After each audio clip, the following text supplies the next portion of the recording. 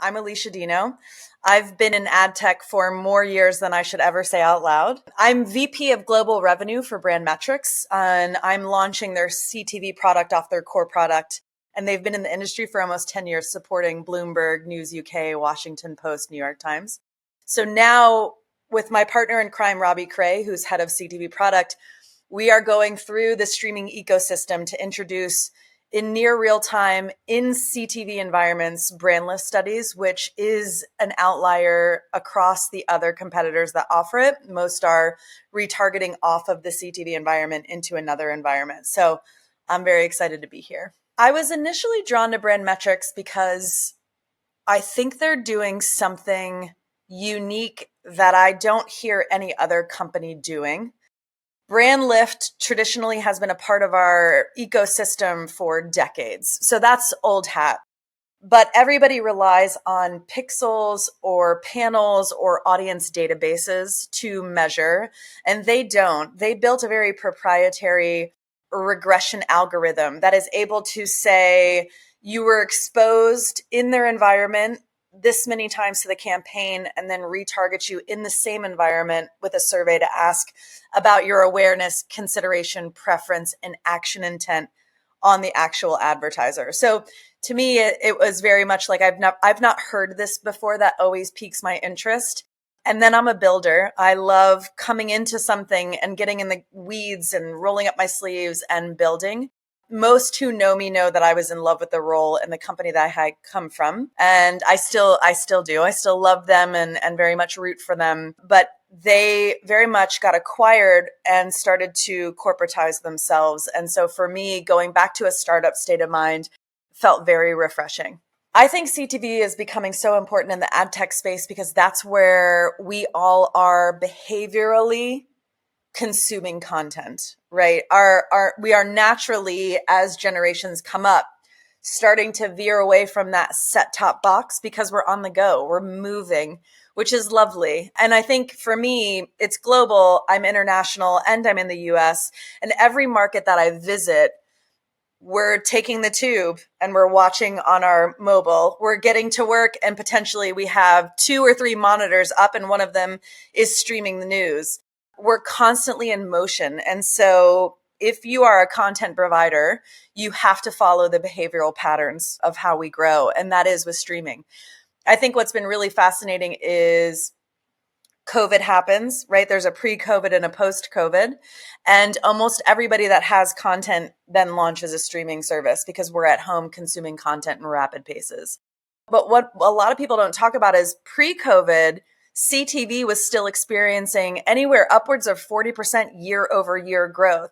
So did COVID accelerate it? Absolutely. But behaviorally, we were always going towards consuming on the go and streaming was always going to be a thing. Coming off the heels of CES, I think what's really exciting is that people are saying it's no longer the wild, wild west. Like we have been doing CTV for a decade now.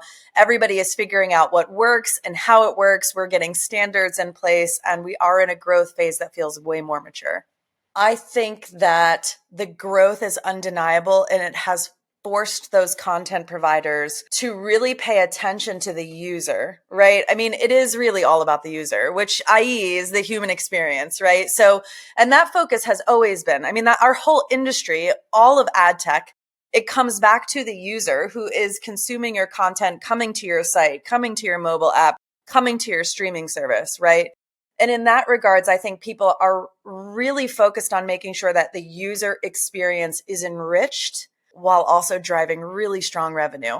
And that means that the ad stack matters, right? It means that like the way that we build those commercial breaks matter, but it also means that we need to understand the user. And I think a lot of people are a little intimidated to admit that they don't have a lot of audience insights. And that's where I love what I'm doing right now because brand metrics can offer that. We can send out these surveys in the streaming experience and ask you, how do you feel about this ad unit, this ad break, this content? How do you feel about the streaming service itself? Is it a priority? Do you watch it multiple times a week? So there is this outlier way in which we can offer insights beyond brand lift.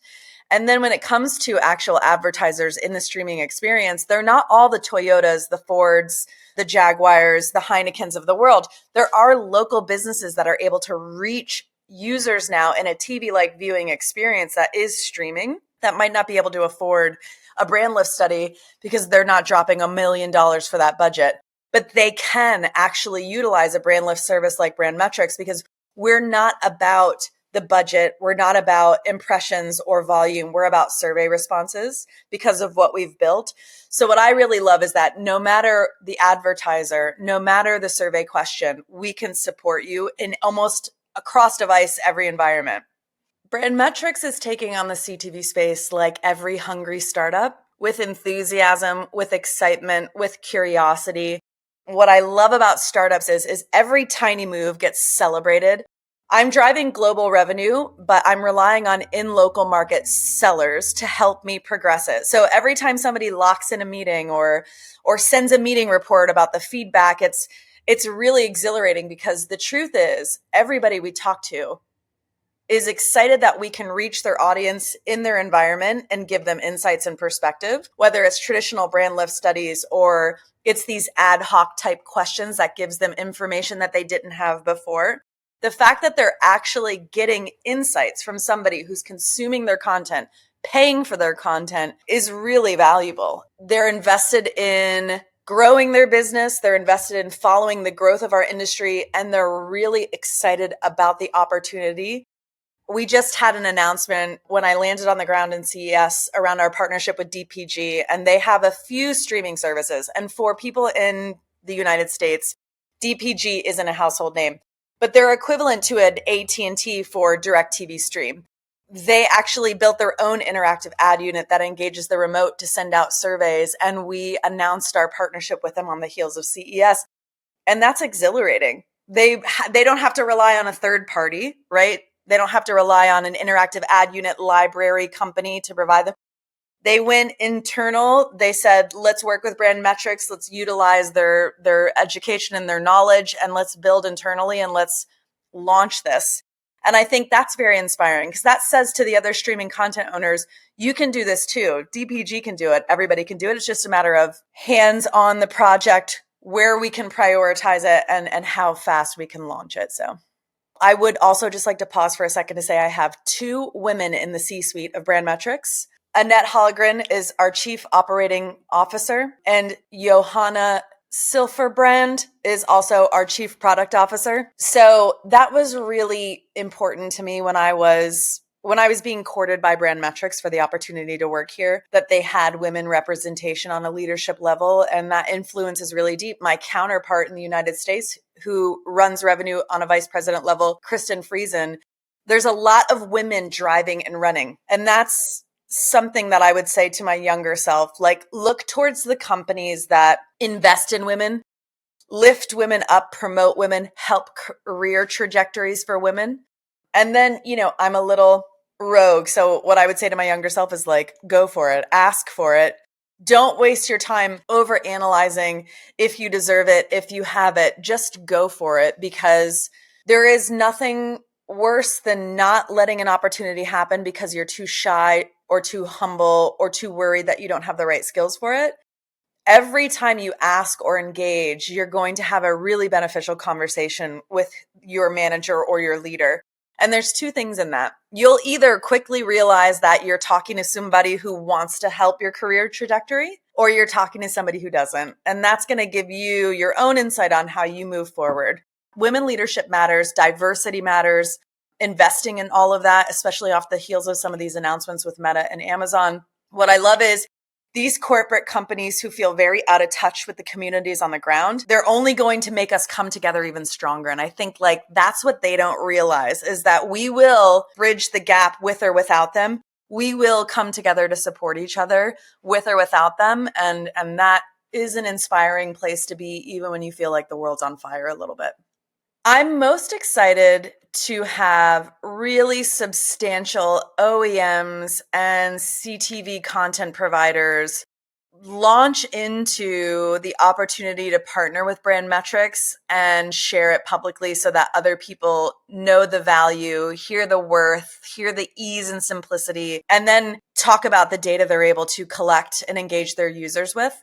I was reading a study at the end of the year that said almost 80% of us are watching the big screen with the little screen, which means that we are engaging cross device and we're engaged and also we're bored. So if somebody can send through an interactive ad unit in the commercial break for you and I to engage with, our brains feel stimulated differently. We feel a little bit of fun and it's a little bit of whimsy and it makes us feel like we're a part of something.